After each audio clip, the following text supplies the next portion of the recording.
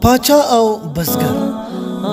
یو پاچا په خپل هیواد کې اعلان وکړ چې هر چا ښه خبره راته وکړه نو د هغه لپاره به 400 دیناره جایزه ورکوو.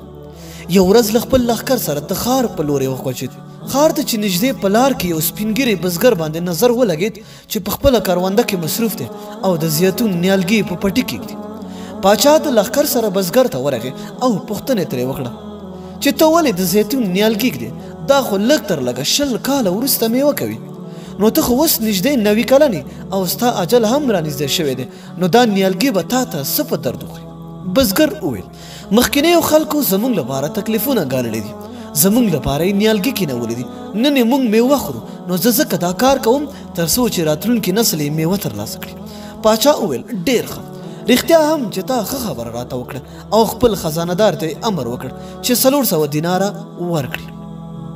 سپین ږیری بزګر 400 دینار ترې واخیستل او مسکی شو. پاچا وویل ولې مسکی شو؟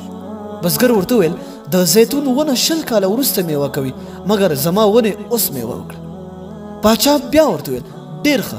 خزانهدار ته یې وویل 400 دیناره نور هم ورکړه. بزګر 400 نور دینار بیا ترې واخیستل او بیا مسکی شو. پاچا ورته ویل بیا ولې مسکی شي؟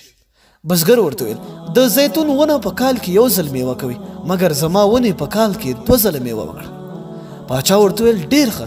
خزانهدار ته بیا وویل چې 400 دیناره نور هم ورکړه او بیا په بیړه د بزګر نه روان شو. د لښکر مشر پاچا ته وویل ولې له بزګر نه دومره زر روان شوې؟ پاچا په ځواب کې وویل که چیرې تر سبا پورې له بزګر سره کینم نو په دې یقین لرم چې زما خزانې به ټولې خلاصې شي، مګر د بزګر ښې خبرې به خلاصې نه شي. نو ګرانو وروڼو کوشش کوئ چې همیشه ښې خبرې خلکو ته ووایئ، نه بدې خبرې.